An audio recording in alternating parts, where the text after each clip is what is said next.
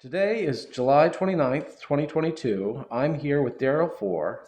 I'm Cameron Wood at the Eight Place for Us Apartments in Cleveland, Ohio, and we're going to talk about the gay community in Cleveland.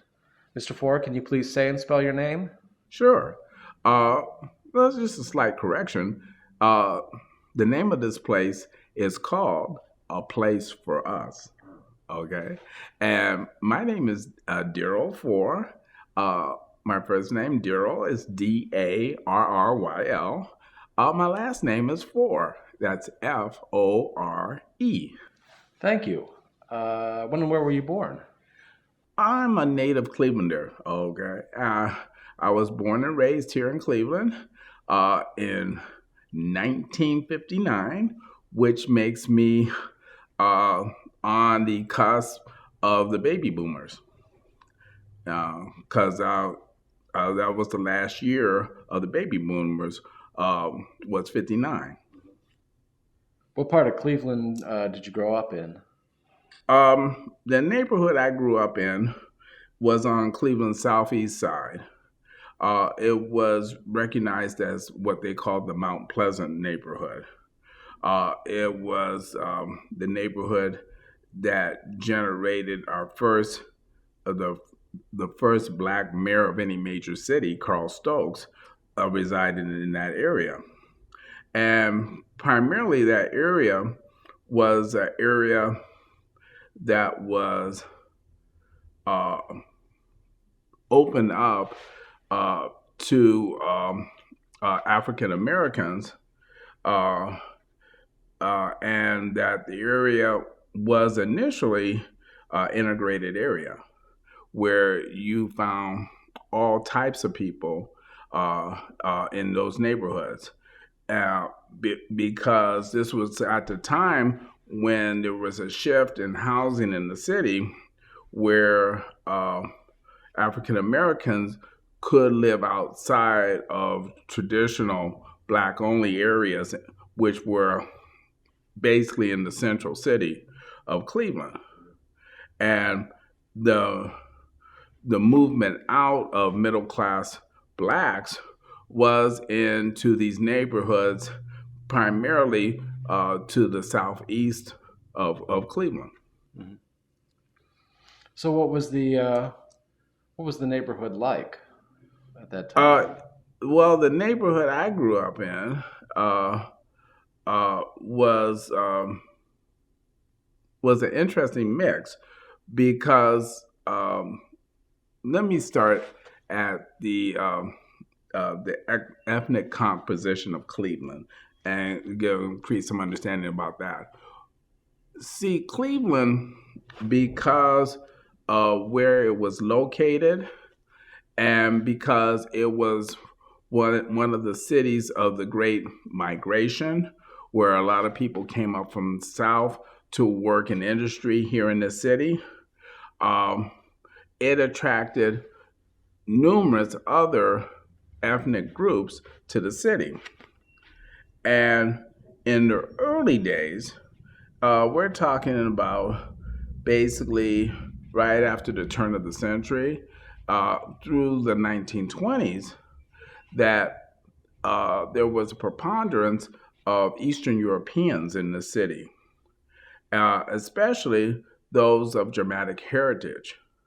And there were so many of them that by 1920, Cleveland had three German language newspapers in this area.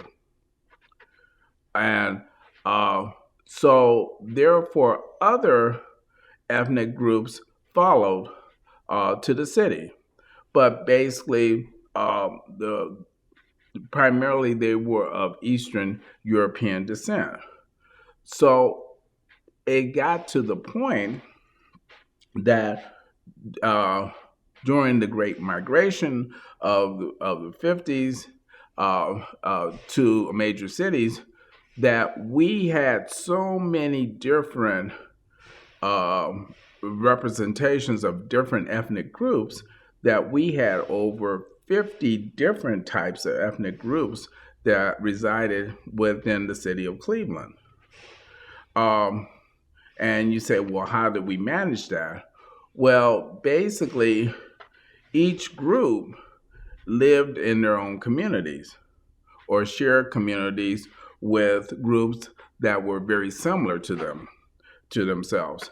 And um, because of that, and because of geography of the city, the neighborhoods were able to become self-contained, where everything was provided within that neighborhood, and that there was no reason for you to leave your neighborhood because everything was accessible in that particular neighborhood.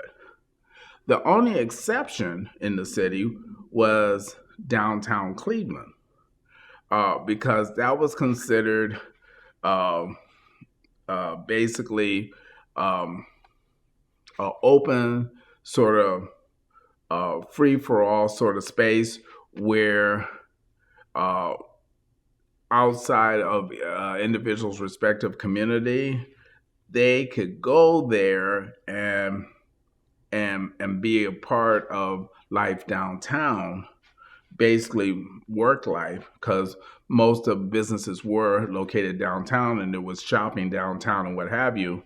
That it was sort of like a free sort of zone. It's sort of like a DMZ for the city, because otherwise people never really left their neighborhoods, and movement from neighborhood to neighborhood was was was very much discouraged, because you risked, in some cases, physical attack if you were caught in a neighborhood that wasn't your own.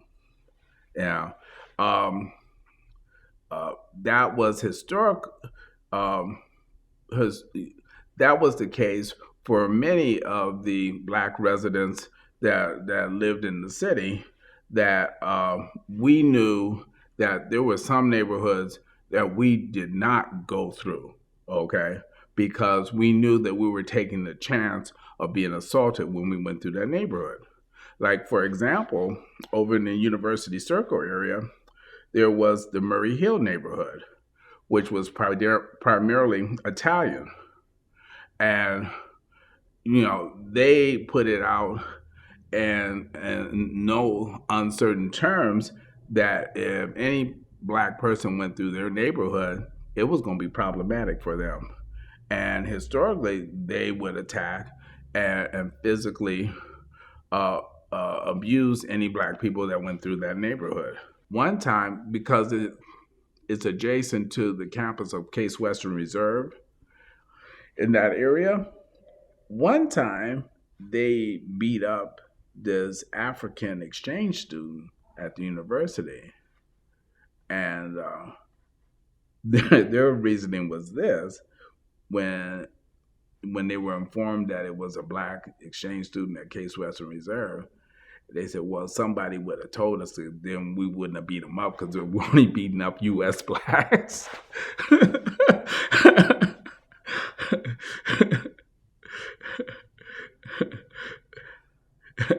Yeah, but I mean, it was like that because there used to be a theater in that area that was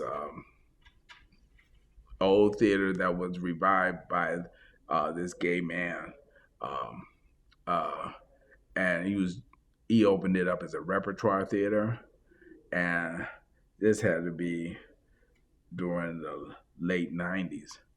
And I remember a girlfriend and I, a theater friend, we would go there often for shows, but we would have to park down the street and walk 2 blocks to the theater. Well, we would go past all these houses, and they would hurl all these racial epithets at us going to the theater. And but it was just part of the deal of dealing with it. And but I mean, that's where it was. Because the neighborhood I grew up in, like I said, was Polish and Italian. I didn't mention that. I forgot to mention that. And it was primarily that. And uh, and it was adjacent to the Buckeye area, which was like maybe about 6 or 7 blocks away, and it was primarily Hungarian. And yes, you know, uh, our neighbors would give us a lot of pierogies, okay, and I ate a lot of eggplant, okay, and every Wednesday night our family would go over to the Buckeye area and have goulash, and uh, so it was that was the nature of our neighborhood, and like in high school, people that actually still lived in my neighborhood were some of the Polish women that I knew. So, but yeah, the girls that I grew up with, yeah. But yeah, that's just the way it was. I remember when I was learning how to drive, that my father gave me a list of areas not to drive through. Okay, and that's how critical it was because of the fact that we had all these different ethnicities and all these different communities that were self-contained and geographically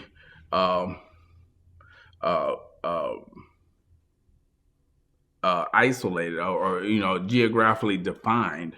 Okay, that it was kind of easy for there to be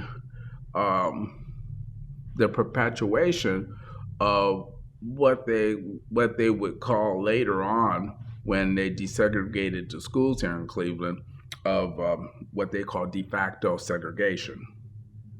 And basically, the only difference is that between racism in the South and racism in the North is that racism in the South was overt. It was in your face, and it was clearly evident what it was when it happened. In the North, it was covert, and it was very subtle. And unless you had some experience with overt racism, it made it very difficult for you to detect covert racism. But most of the Black residents coming from the South, that was no problem in making that distinction. But that was always the downside of moving up north, even though it was always highly regarded as a good move, primarily for the safety factor, because a lot of Blacks in the South, it was not good for their health to stay in certain communities because they risked the fact, they risked being lynched, they risked being harmed in some way, they risked having their homes destroyed, they risked having a multitude of things happening to them physically that that sort of help move them to say, well, maybe we need to go up north because at least we can still be who we are, but we're not going to be risking death. Yeah, but once a lot of those residents got up here and started experiencing the covert racism that existed here, a lot of people thought, well, this is almost no different than what I left, but at least I'm not going to die over it. Given that fact that Cleveland was always like that, and, of course, racism was always with us, and that basically everything in the city was perpetuated to keep people contained in their own communities, and it only became a problem when the communities became overcrowded, especially those Black communities, and um, and given the climate of civil rights during the '60s and what have you, um, it prompted um, the riots that occurred in the city. Uh, and basically, uh, out of that, that's how we basically ended up with Carl B. Stokes being the first African American mayor of a major American city. And but it was interesting during those times because um, since I was born in '59, that meant that I spent most of my formative years in the '60s as a young child. And basically, those formative years are basically the most impressionable years in a child's life. And, and basically, a lot of how a child um, chooses their course in life and how they develop their own personal philosophy is basically developed during that time period. And for me, that it was very interesting because you know I'm growing up hearing about civil rights, you know, uh, uh, social justice, injustices, and basically we're living outside of the affected Black community, because we're living in a somewhat integrated area. And it was kind of interesting trying to jive all of this um, Black political activity living in an integrated area, that somehow I didn't think that one affected the other, because this was my life, these were my friends, but I felt that I could still be supportive and outspoken for those who were being um, uh, downtrodden, and basically I sort of expanded it to not be just about Black people who were being abused and used. I sort of expanded it to everyone in the world because I had this concept of equality, and that injustice anywhere affects justice everywhere, which is a quote from Martin Luther King. And I truly believe that. And I always found myself in situations where I was always advocating for those, regardless of who they were or what color they were, that were being mistreated and abused. That became who I was. And then two, interesting too, that Cleveland was one of the major cities that had chapters of both the Black Panthers and the Black Nationalists. And that was a conversation that my parents tried to avoid with me, but I could see what they were doing and what have you. And I just couldn't understand why there was so much hatred about the organization, given to the fact of all the things that they were doing for the community. I mean, they had a food pantry.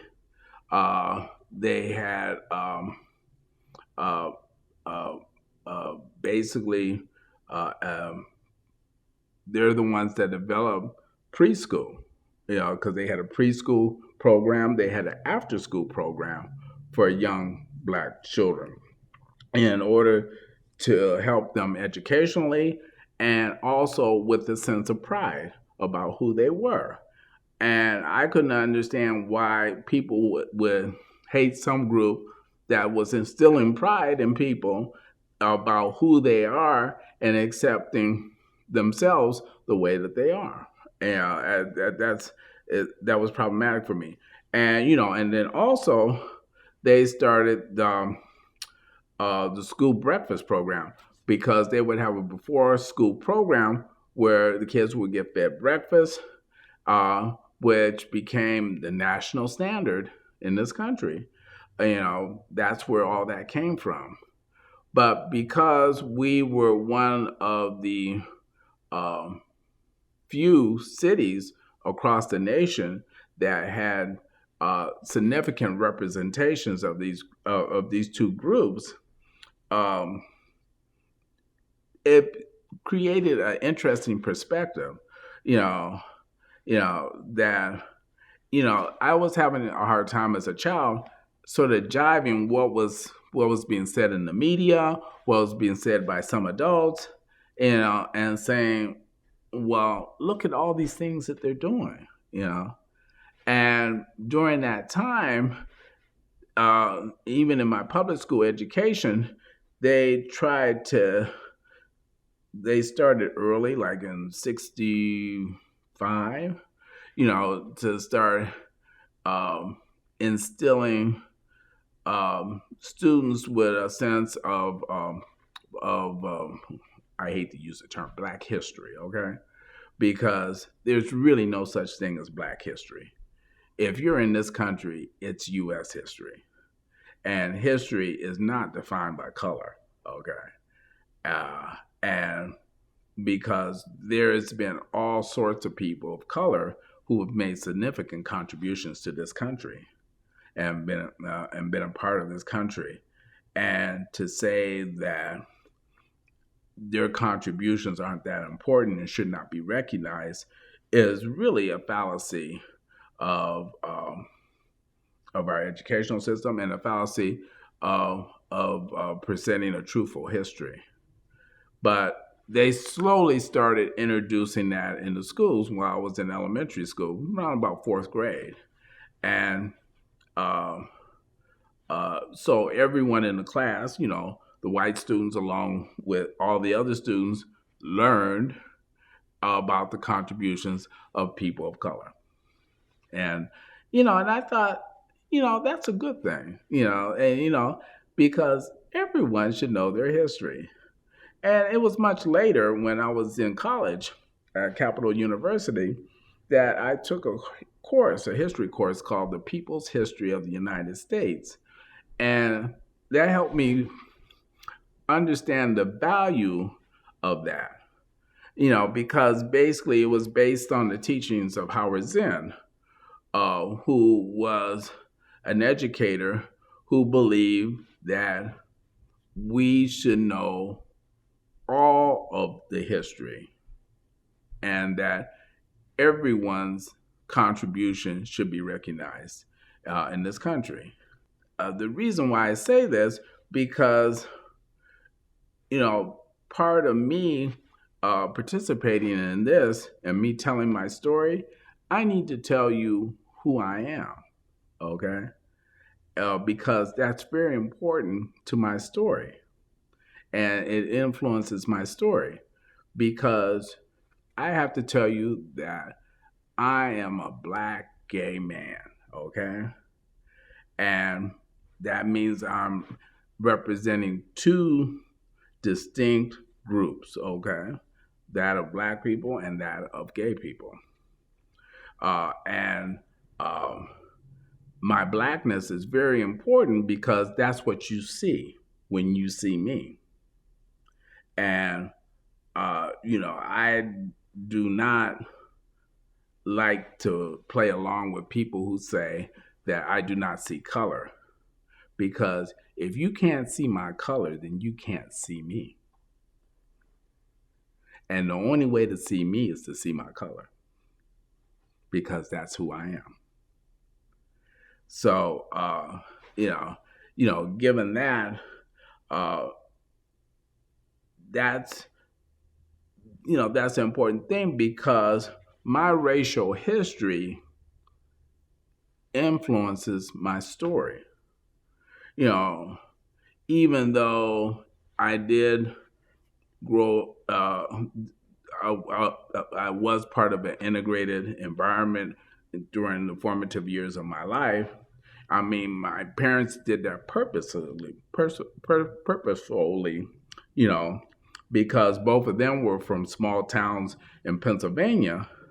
And in small towns, there's very little distinction because the towns are so small that everybody has to deal with everybody. You know, so they were basically accustomed to that. So that's the reason why. But given that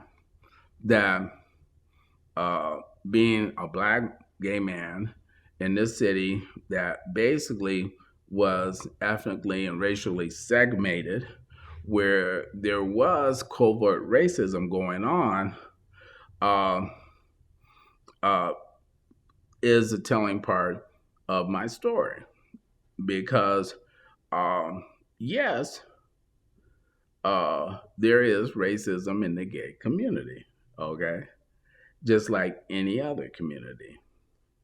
And sometimes people generally tend to overlook that, but that is a very critical part of being black and gay because you cannot escape that.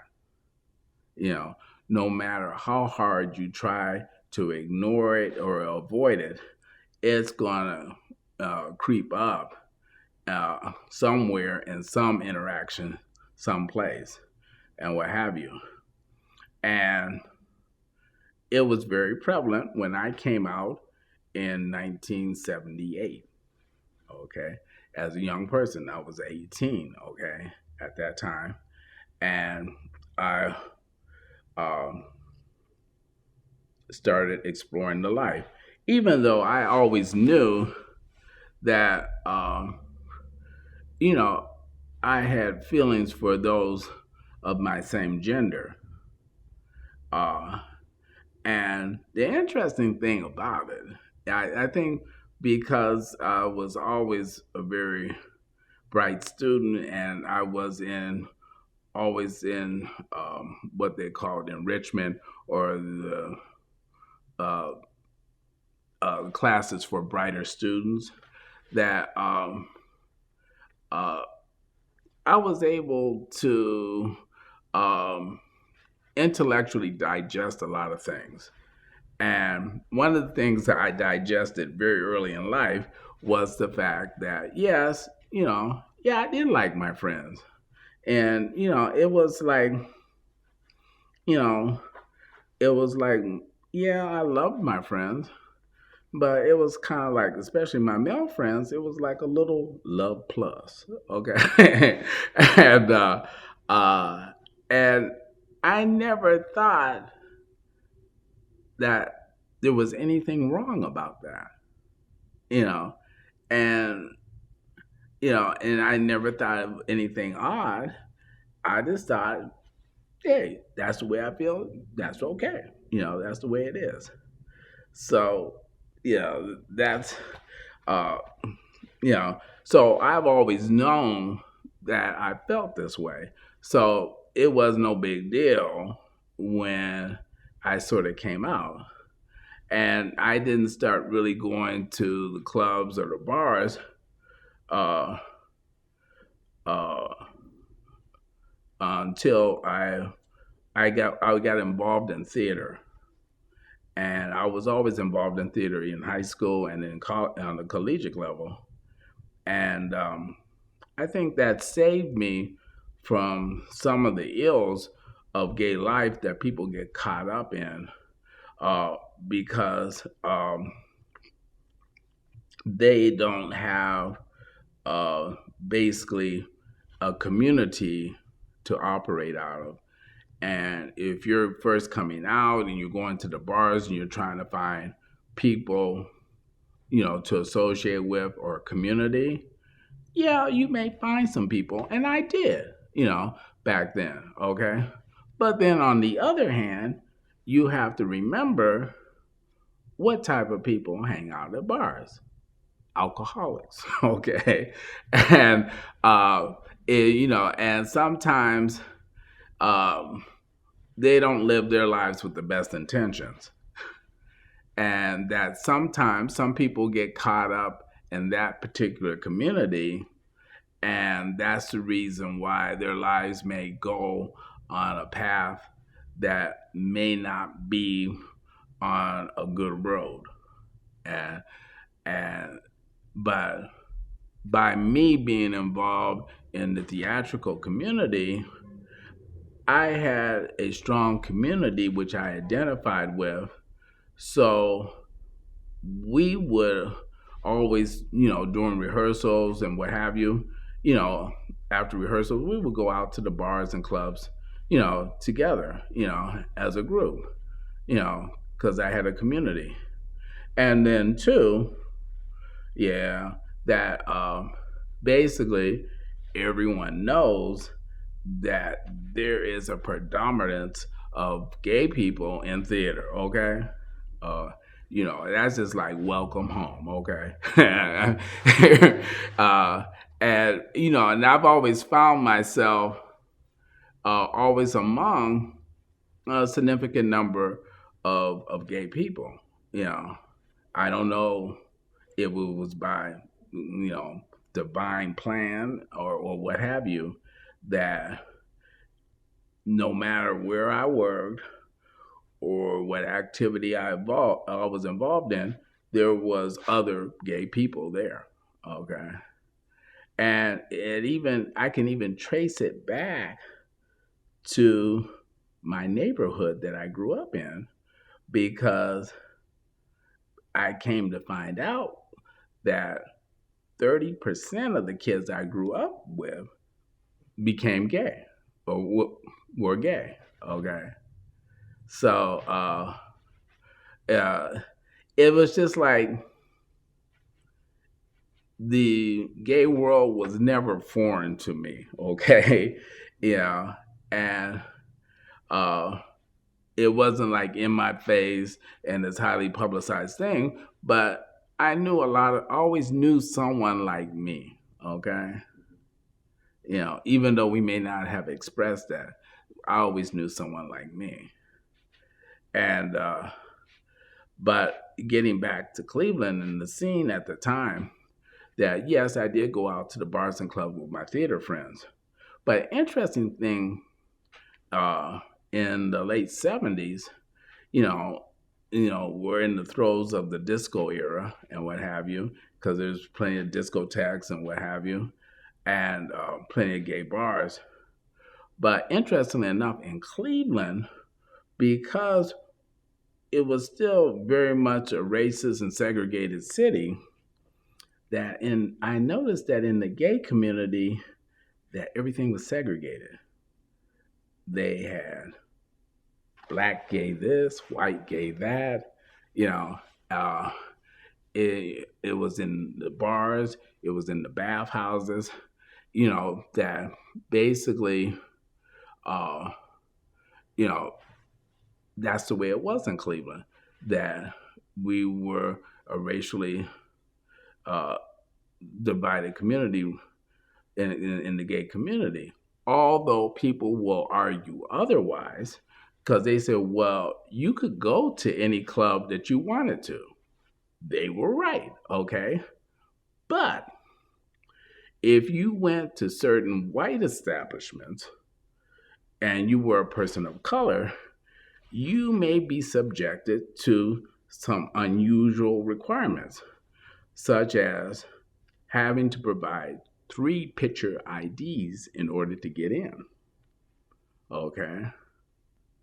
Or not meeting what I call appraisal standards to get in, because that was very problematic with me, because,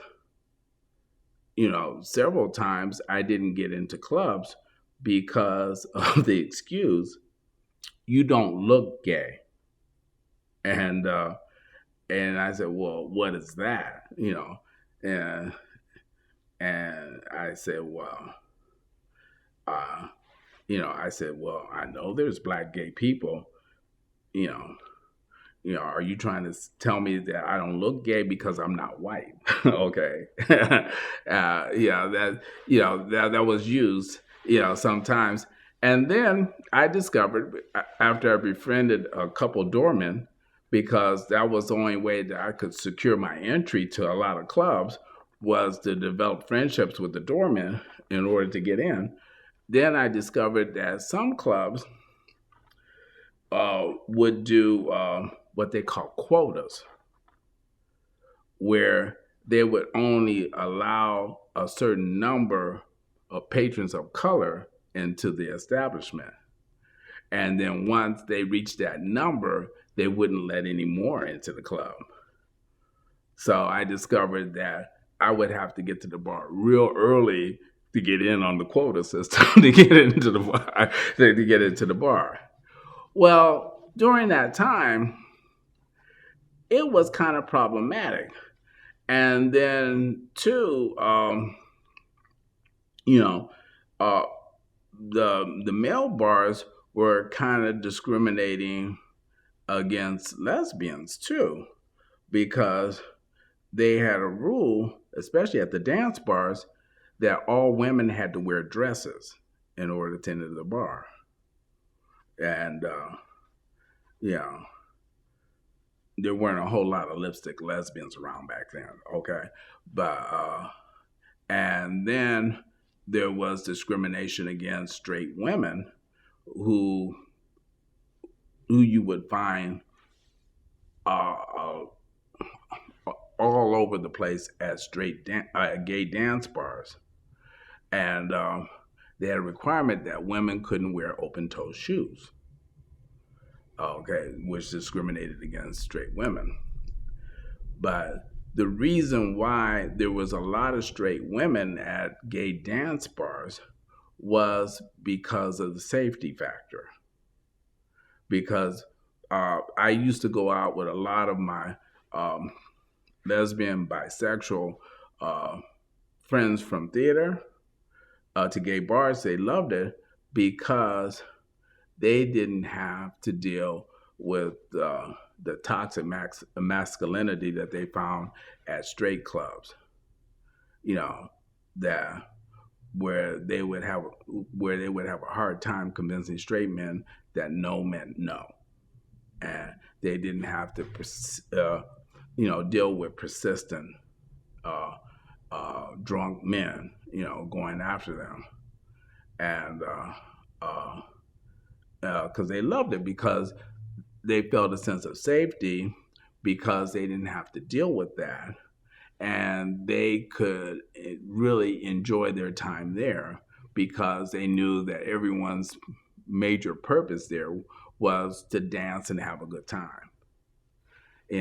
So that's the reason why you found a lot of women in gay bars, because of that safety factor. And then too,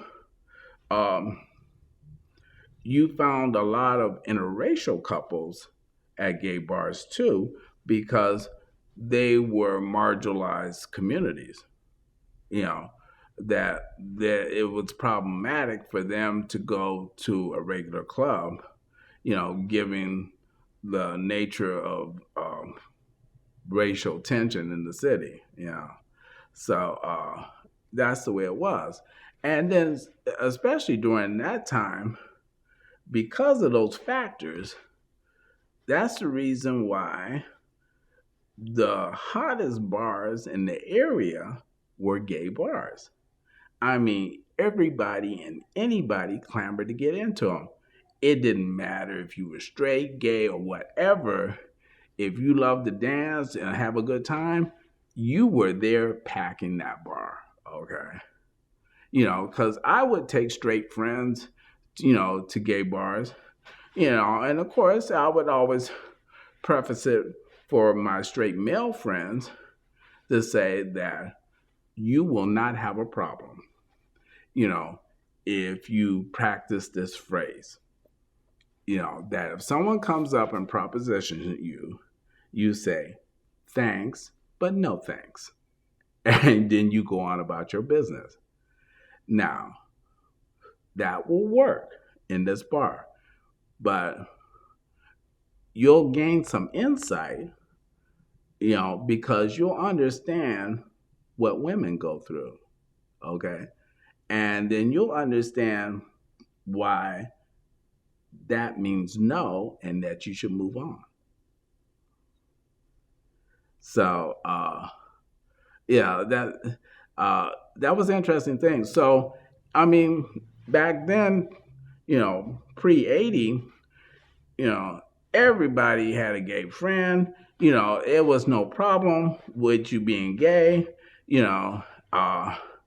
was no big deal because we were all going out partying, having a good time and what have you.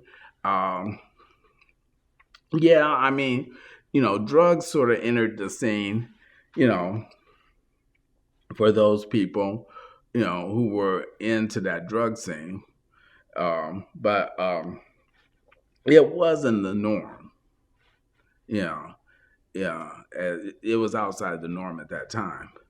So because of that, and because of the unusual entrance requirements for African Americans, a lot of gay African Americans, basically stayed in their own communities and didn't go outside that. And but for those of us, who didn't want, like myself, who didn't want to live unrestricted lives, I dealt with it. But a lot of people didn't like dealing with it. And, it eventually came to a head where it became problematic. And I think, too, that was the beginning, too, within the Black gay community, that they hated the word gay, okay? Because they believed that did not fully describe who they are, okay? And they came up with another term to describe themselves. And they described themselves as same gender loving, which describes who they are. Because gay is such a nebulous term that, it has to come with explanation. But if you say that you're same gender loving, it's clear what you are. And I thought that was I thought that was a very interesting thing. And I was just surprised that really didn't catch on more, because I said, well, I can clearly understand that. And I said, that's a good thing. I said they should adopt that rather than gay, because when you tell someone you're gay, you have to give a whole lot of explanation, okay, what gay is, okay?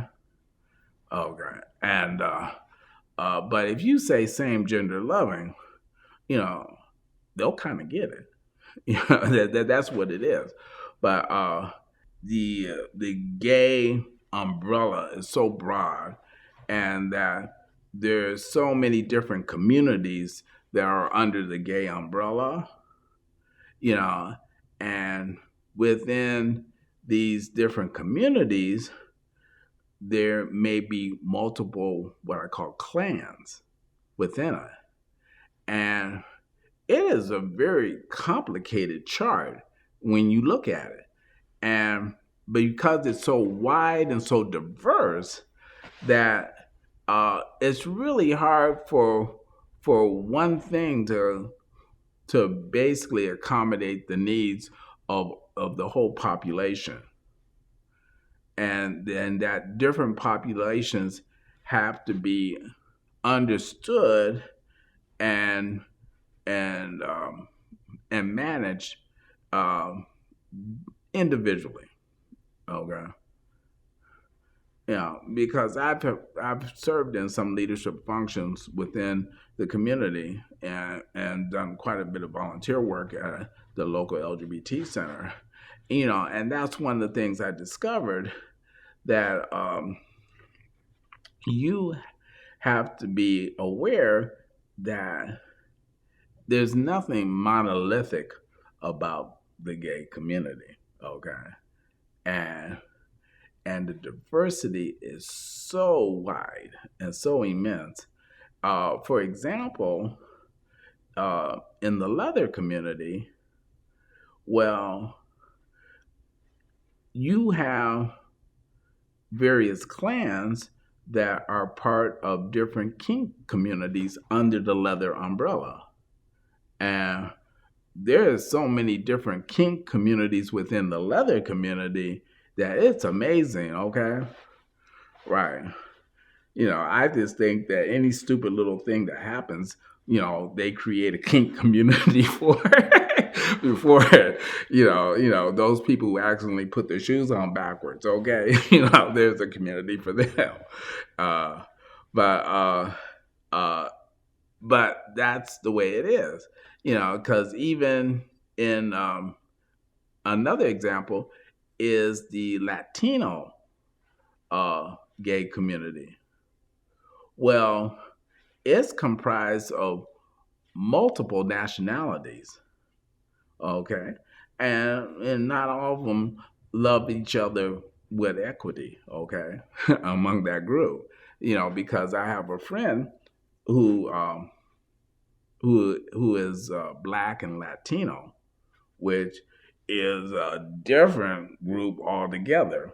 To be Black, Latino, and gay, okay, uh, that's a different ball of wax, and that's a different story. But still, they associated with the Latino community because of their Latino heritage.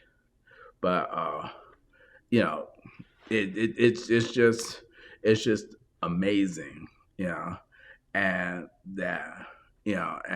that sometimes people unknowing or who refuse to educate themselves on our community tend to lump everything into one basket. And yes, we're all in one basket, but it has different compartments. Yeah, and that's the way that it is. Yeah, that's basically our community, which makes it difficult to govern our community. Uh, to come up with monolithic responses to things, because there is always going to be some group somewhere that is going to have a point of dissension. And basically, I believe that in recent times, attacks have gone to the group that's considered of low regard. And basically, that's the transgender community, because it is so misunderstood by everyone, by people outside the community and by people within the gay community. They don't understand what the transgender world is. Okay? You know, that a lot of people believe it's just a group of individuals who want to change their sex. They want to change their gender. Okay. Because gender and sexuality are two completely different things. And and there's no understanding that the reason why people want to change their gender is that they are not comfortable in that gender. And I think part of it too is the persistence of heteronormative culture, that in heteronormative culture that everything that pertains to gender is so rigidly defined. And because everything is so rigidly defined by gender, that it's a stretch of imagination to think that there could be a problem with that and that it shouldn't be like that. And that's the truth of gay life that I discovered, because that's the critical difference between being gay and being straight, is that in the gay world, nothing is defined by gender. And that's a problem for heterosexuals when they look at our world, because they're looking through a lens of everything being defined by gender. And there's a point of confusion when they look at our world and nothing in our world is defined by gender. And they say, well, how can you do that? How are you going to know who's supposed to do what? Who's supposed to do this? And my answer to that is, we don't have to know. We get to choose what we want to do. Okay. And I guess it's even more upsetting to the heterosexual world when it comes to our sexuality, because it's the same thing with our sexuality, that none of our sexuality is defined by gender like it is in the hetero world. Because in the hetero world, there's female sexual behavior and there's male sexual behavior. But in the gay world, that's out the window, because you can be anything you want to be sexually. And that's a very frightening thing, that everything is not clearly laid out and you don't have to go this prescribed plan, in order to proceed. And, and I think that's what makes our world frightening to those who live in a very stagnant, well-defined world. Getting back to the fact that, there was racism in the bars and that people were getting tired of dealing with all that, it basically came to a head in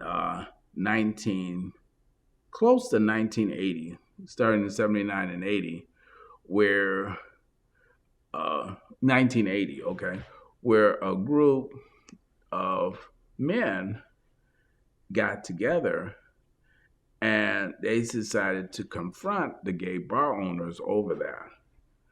And they basically did it through an organization known as the National Association of Black and White Men Together.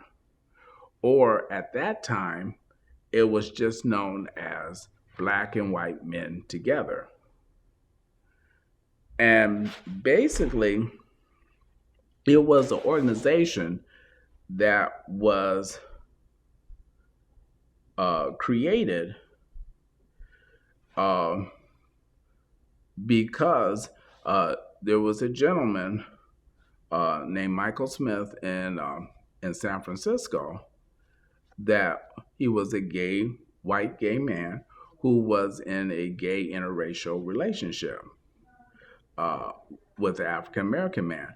And he noticed that their relationship was,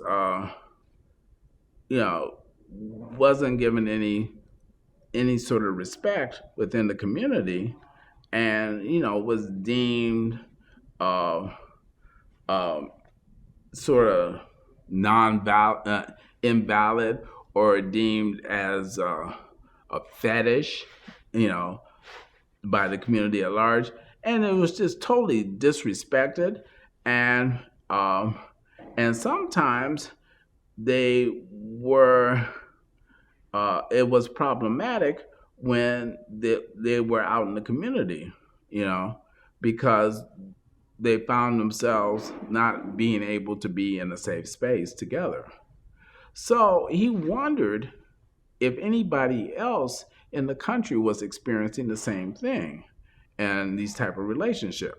So he had put an ad in the Advocate magazine, which was a national gay magazine at the time, and uh, he put it out asking, was anyone else in this country experiencing the same type of situation?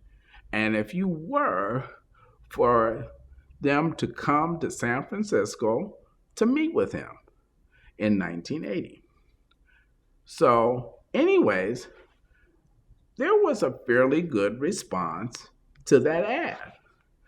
And there were about 15 people that came out to San Francisco to meet with him to discuss that. And primarily, he was just concerned with what was going on in the Bay Area.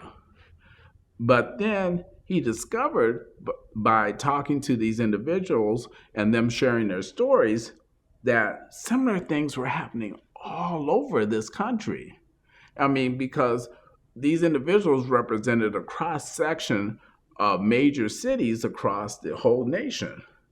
And he said, well, I don't know. He said, I may have to rethink this, because, this seems to be more of a national problem rather than just a local problem. So anyways, the participants that came, they said, well, you know something, we really want to do something about this. So what we're going to do, we're going to go back to our respective cities and set up organizations to confront this. And basically, that's what they did. Well, one of the people that went out there that was from Cleveland was Dr. John Bush. And he came back to Cleveland and helped create Black and White Men Together here in the Cleveland area. They were the group that basically were the impetus about confronting the bar owners. And they ended up having discussions with the bar owners to try to come to some sort of compromise, outside of basically calling a general strike and boycott of those bars that participated in that behavior. And fortunately, they were able to come to some resolution, primarily through competition, because they found that there were new bar owners that wanted to come in the area that were amenable to their demand, amenable to their conditions, and creating competition against these other bar owners that didn't want to participate. So eventually they came around and started removing those requirements. But it was through this organization that caused that. And like I said, this organization were basically chapters in different cities.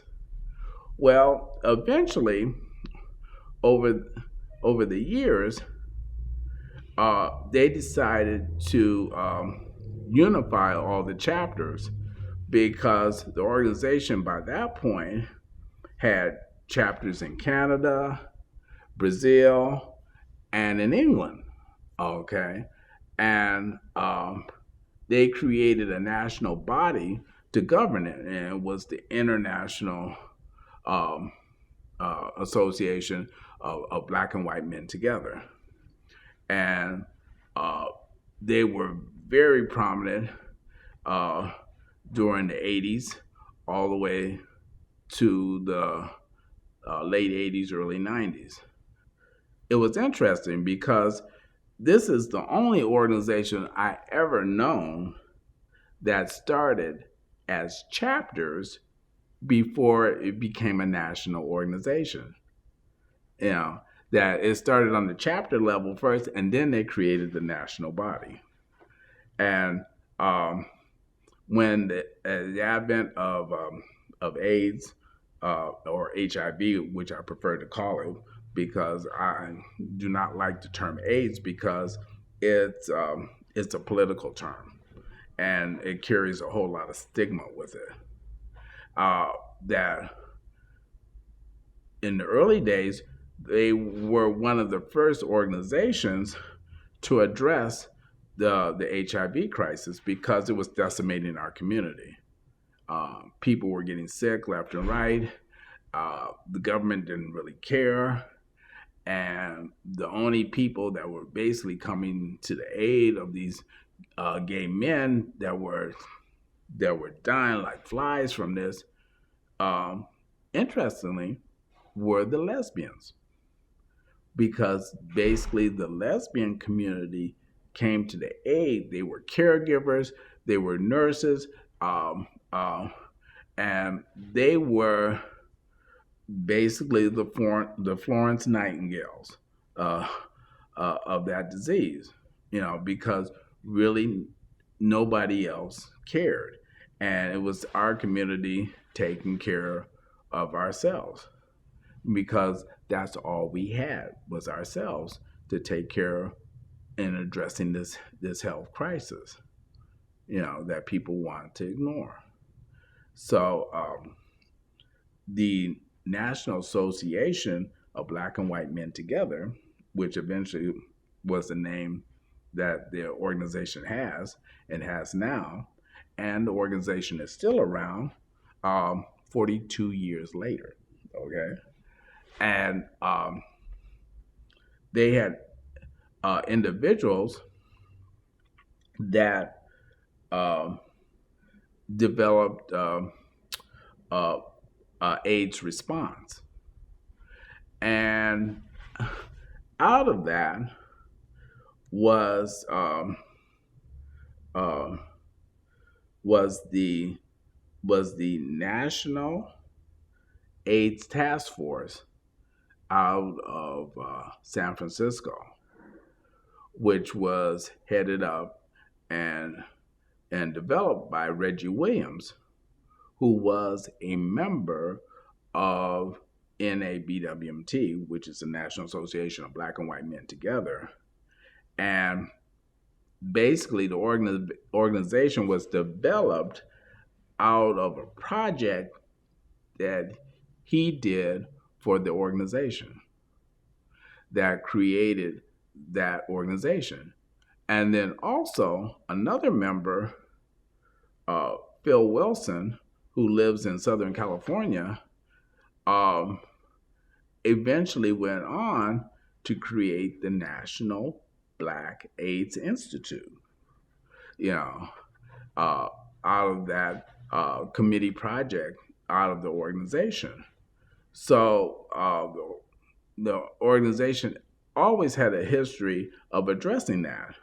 And part of the focus of the organization was to address racism within the gay community and within the community at large. And they found themselves addressing other isms that are out there, like sexism, transism, homophobic ism. They were addressing all these different issues. And I think primarily it had to do with the fact of the composition of the membership, of these gay interracial couples, that 65% of the membership of this organization were educators. And so therefore, they were always prepared with a curriculum, how to address things. And that's an integral part of this organization is education. That they did a lot of anti-racism workshops out in the community.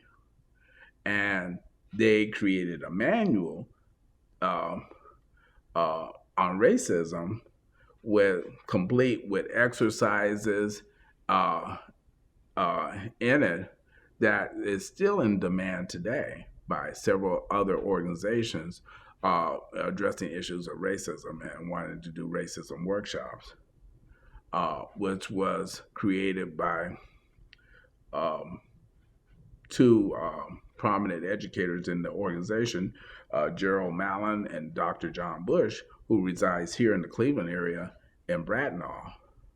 You know, Dr. Bush is 95 years old, okay?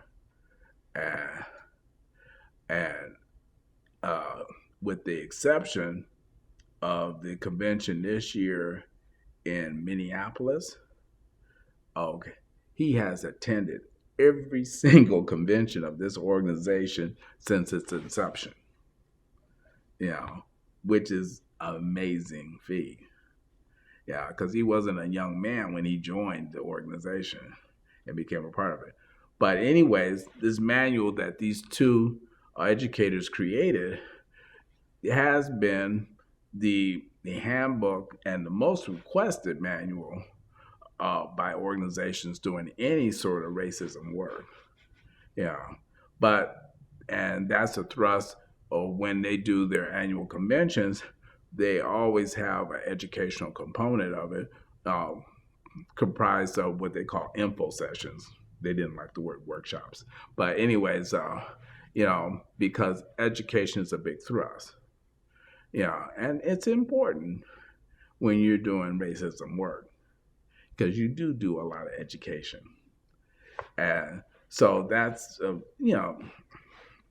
that's a big thing.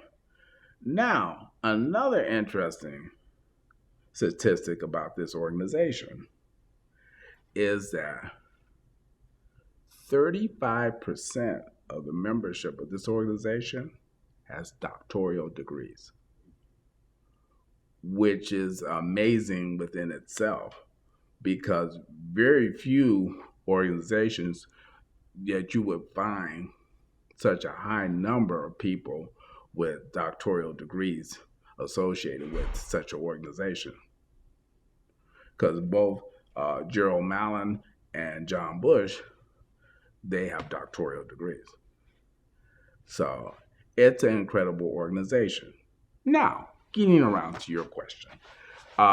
Yes, my involvement with this organization from its inception in 1980 as a young person in my 20s, okay,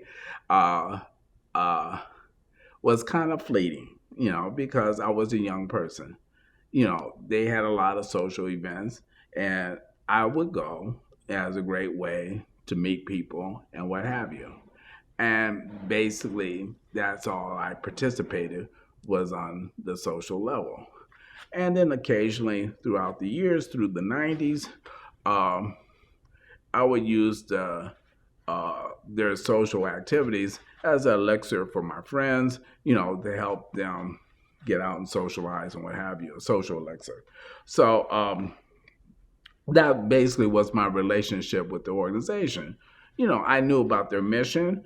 I was glad of what they did with the bar owners in the 80s, which I directly benefited from, which was really great. But it wasn't until 2007 when I got a call from a friend that was part of the local chapter. And at that point, the local chapter was called People of All Colors Together. Because this organization started off on the chapter level first rather than on the national level, all of the chapters had a great deal of autonomy. And part of that was that the chapters could name themselves anything that they wanted to that was appropriate to their area and still be under the National Association of Black and White Men Together banner. Okay, so they ended up with chapters called MAC, which is Men of All Colors Together. or MACCT, which was Men of All Colors and Cultures together, and uh, uh, besides BWMT, which is Black and White Men Together. So you had a whole host of different chapter names under the umbrella. Cleveland and Youngstown went with People of All Colors uh, together because they included, lesbian women, straight people, and everybody and anybody in the organization. There was transgender, you name it, and what have you. Um, Interestingly enough, depending on the area of the country, um, uh, you found that the different chapters had very unique, localized, agendas. But it wasn't until 2007 when my friend Devin called me up because he was part of the local chapter and they did a very successful convention in Cleveland in July. Because all their conventions are always during the summer and usually during July because most of the membership are teachers and that's the only time they have off, okay? And they did a successful convention in July and they had um, the leadership of the organization had created this long-term planning committee where they were looking at the future of the organization. Now, a little side note about the organization. Because this organization is comprised of both Black and white men together, the question about dominance came up very early in the organization. And they said, well, how are we going to deal with the fact that one group may overpower the other group, okay? And that there may be a dominance factor going on here. So that's when they decided to adhere to the concept of parity. And the concept of parity was like this, that in all of their leadership functions, from the committee level all the way up to the top organizational level, they always had co-chairs. And the co-chairs had to be of different races. So therefore, by having this parity and that the committees had to have equal number of both groups of people participating in it. But parity was only enforced on the leadership level in order to look at this whole thing about one group overpowering another group. And it's a very unique concept. And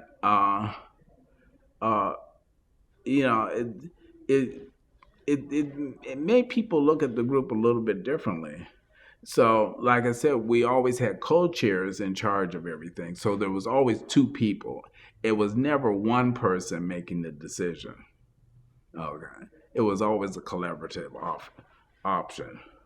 Well, anyways, they had a successful convention in Cleveland in 2007, and the co-chairs had created this long-term planning committee looking at where the organization was going to go and what have you, because the founder, Michael Smith, who was a lawyer, bequeathed all of his money upon his death to the organization, which was a substantial amount of money. And that was eventually put into a trust so that the organization would have some sort of endowment for continued growth. Well, they were looking at where they wanted to go. So they created this committee, and like they would have retreats in order to discuss that. And so Devin said he wanted to go to the retreat in Pittsburgh. And I said, well, that's nice.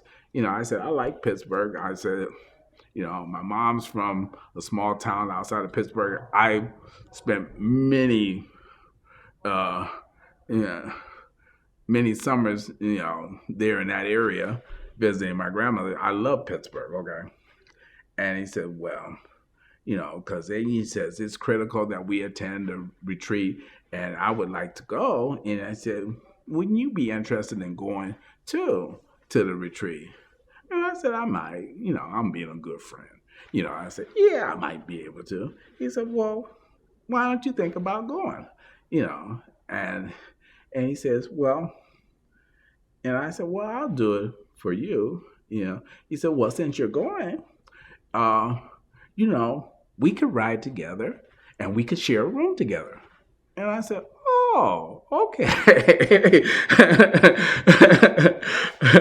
And so I knew what was going on. So I said, okay, yeah, I'll go for it. Okay. So I went, and interestingly enough, I usually enter situations without any preconceived notions, because I think that's the best way to enter any situation, because you deal with what happens, not what you think is going to happen, not what you expect to happen, okay?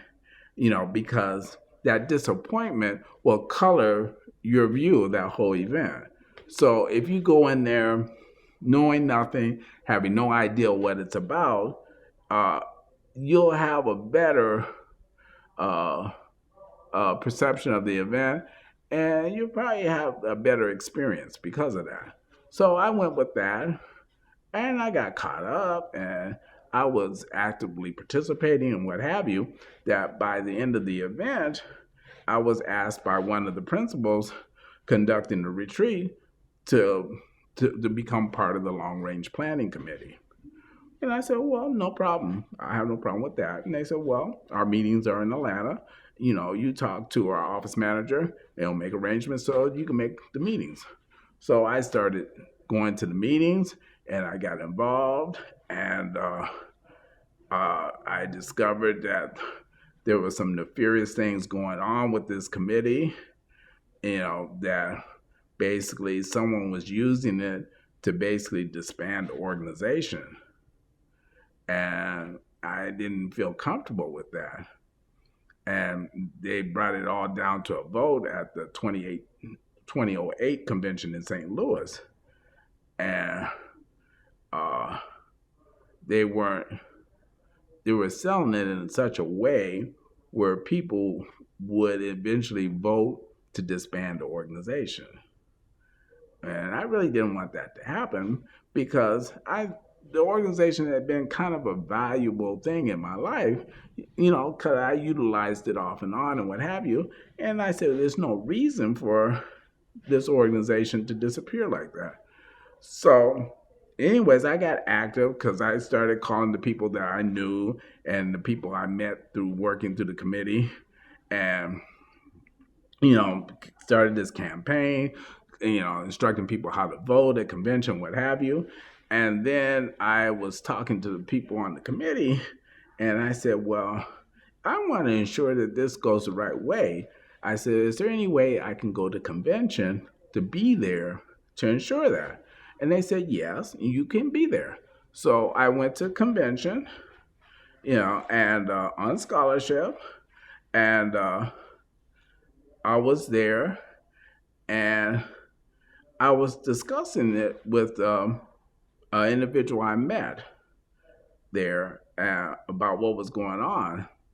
And, he says, well, if you feel so strongly about this, because, yeah, we'll get through the vote, but this isn't the first time we went through this. And, and I said, yeah, you're right. Yeah, I said, what can I ensure to make sure that it doesn't happen again? And they said, well, why don't you run to be on the board of directors? And so I did. I got on the board of directors by unanimous vote, which was really interesting, because that had never happened in their elections that one person got all the highest votes, you know, uh, to get on the board. And when I became a board member, I started working and learning the intricacies of operating the organization, and I got very involved in it. And I got involved in it to the point that by uh, 4 years later, in 2012, I decided to run for national co-chair of the organization with the gentleman I met in St. Louis, who became like my official convention roommate and best friend and what have you. And both Mark and I, we ran and we became co-chairs of the organization. And we were co-chairs of the organization, national co-chairs, from 2012 through 2016. And of course, that covered a lot of meetings across the country, planning conventions and what have you. And and basically a lot of dealing with the media, especially the gay media, okay, which can be very brutal, okay, and uh, but I was up for a challenge, so I just went ahead and did that. But even when our co-chair um, position was up, because all the terms in the organization are 2-year terms, and the most that co-chairs can run are two-year terms. So the most you can be in is like 4 years, okay? Half of what it is for presidents. But anyways, after our term of co-chair was up, we stayed on as board members through 2021, and in 2021, I finally came off the board because the 40th anniversary of the organization was supposed to be in 2020, but it didn't happen because of COVID. But it did happen in 2021 in New Orleans, which is the best city to have a convention, because it is a truly party city. Okay, every day, every hour. Okay, but yeah. So, but that was basically my relationship with NABWMT, and it was a very important part of my life. I've developed a lot of friendships across this country.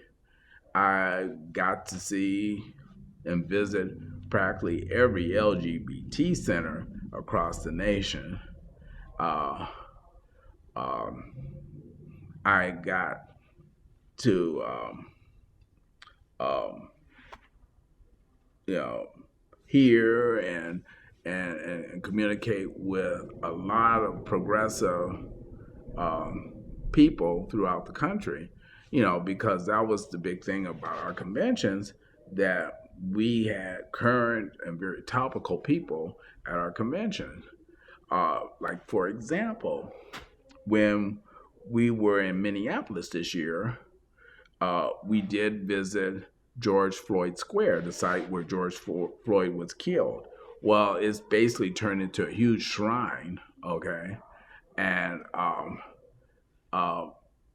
when we did visit, they set up a panel discussion with community leaders when we were there.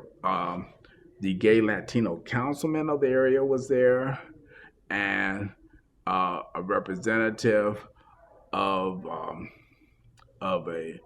a black gay organization was there. representative of just a black organization, and there was another representative there. But it was very interesting. But that's the type of things that this organization does. And then also one of our speakers at one of our luncheons was the president of the city council there in Minneapolis, who happens to be a black trans woman. And that's the only black trans woman in this country that holds political office like that. So, the organization is very much cutting edge. And, we're there. So when people discuss certain people and certain issues, I could always tell them I met them. I know who they are and what have you. But I think that that's part of gay culture and gay life, the life that I was a part of. It may not be part of the street gay life, but the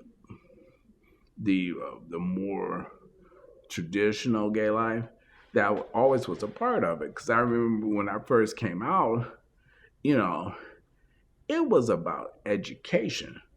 I mean, there were book clubs and organizations, both black and white, where you had reading lists. Okay, you had to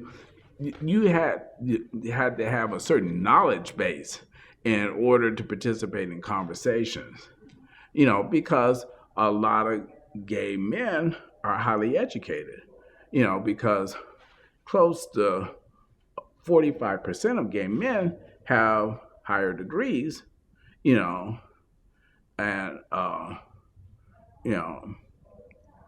and even more have even advanced degrees. So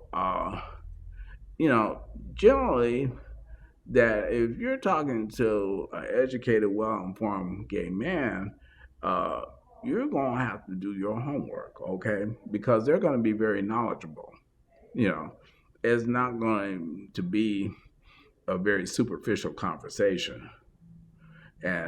But that's what it was when I came out, that I was reading everyone. And there was abundance of black gay writers and literary figures at that time, like Joseph Beam,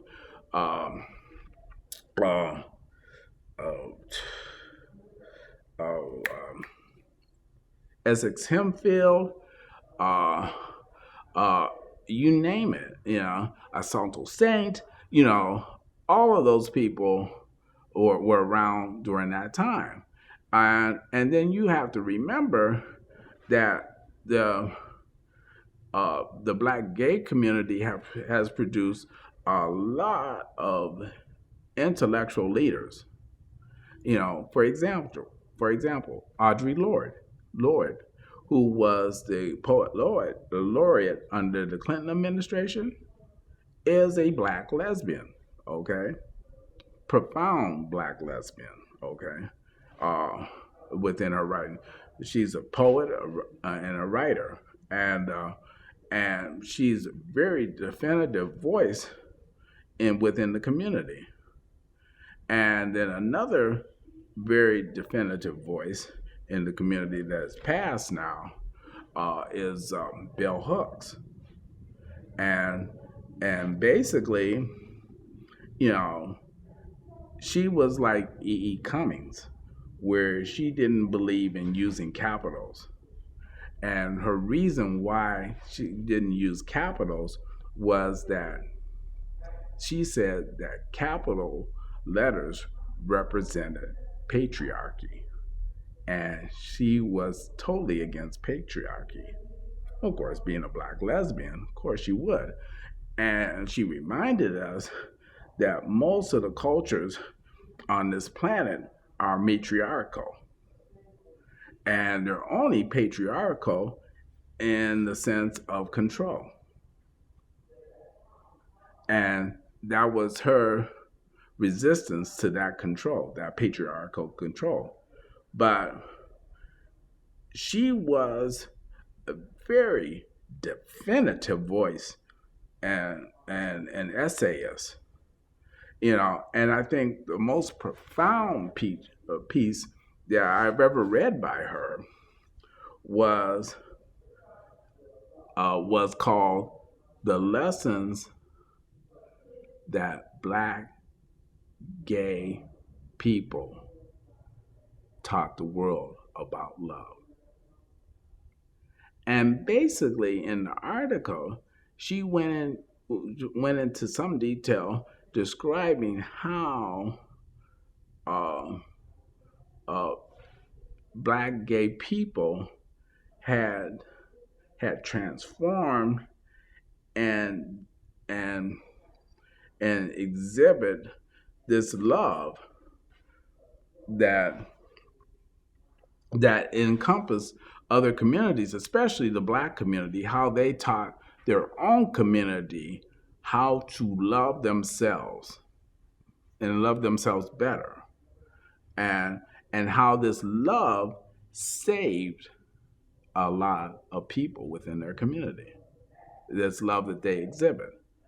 And basically, I think it sort of translates to part of who I am and why I do what I do, because a lot of things I do is it is exhibiting this type of love that is so profound within the Black gay community.